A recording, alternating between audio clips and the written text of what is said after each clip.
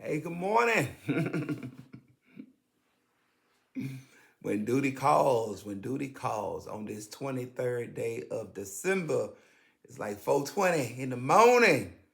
I just got out of the secret place and Yahuwah was like, hey, time to make the donuts.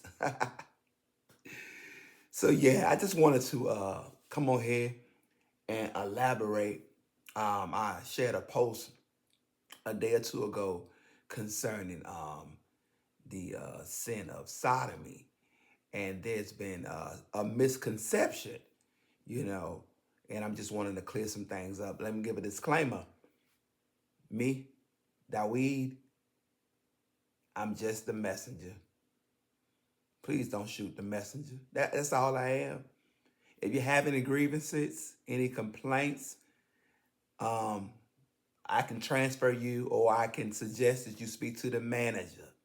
You know, his name is Yeshua. hmm you can reach him on the main line, and typically through prayer.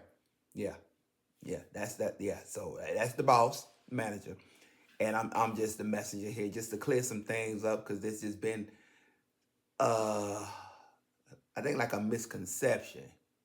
Okay, as it pertains to sodomy, in particular, heterosexual relations, in particular to that, married couples. Okay, yeah, sodomy is sodomy. Unnatural is unnatural.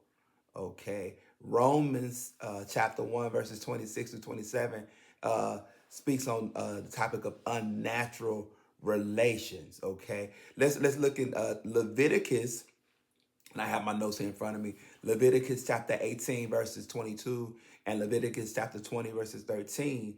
And both verses of scriptures, it speaks on two men lying as if one would lie with a woman, and it being a sin and an abomination. Okay, that's what the scripture says there. Okay. Uh, yes, sodomy is a sin. It's not mentioned there per se, but let me give you a visual. I'm a visual person myself. So if two men are what we call spooning, and a man and a woman is spooning, the two men would be considered a sin because they are lying together as one would with a woman, where the man and woman spooning is not a sin. Okay, it's not a sin. Now, that man, woman, they're not married, but they're not committing adultery. There's no intercourse. There's no, so that's not a sin. Spooning, you know. Okay, so that's that. Now, sodomy. If two men are committing sodomy and a man and woman committing sodomy, both groups are in sin because sodomy is unnatural. Okay, you don't need the sword, the Bible, to know that sodomy um, is unnatural. That's oral relations, and I'm not talking about kissing, back shots, and bestiality. These are unnatural. Okay, they're not natural. These are unnatural relations. Okay, married couples, you're married, you're not exempt.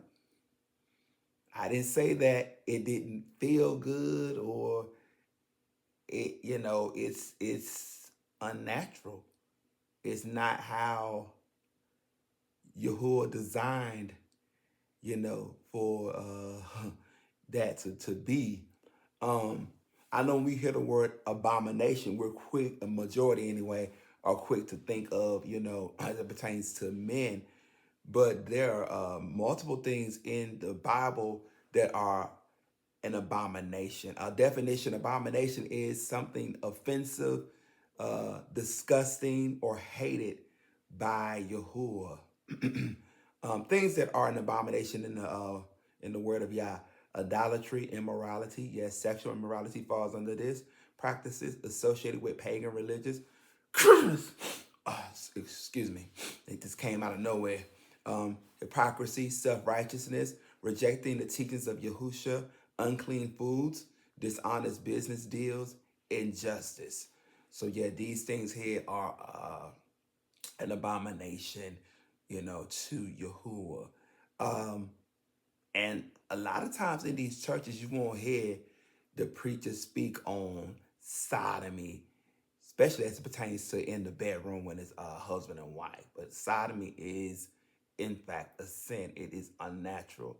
Um, One other point that's not necessarily a part of my lesson here that you won't hear in any church. I'm 51, came from religion, the Christianity, never heard it in my life in a church. Gluttony. Gluttony is a sin, yo. And I'm assuming you don't hear about it in that church because soon they get out that church service, the preachers, pastors included, they going to bust down the nearest closest buffet they can find. But overeating, gluttony is a spirit, it is a sin. Okay, that's a free one I gave y'all. That wasn't a part of the lesson.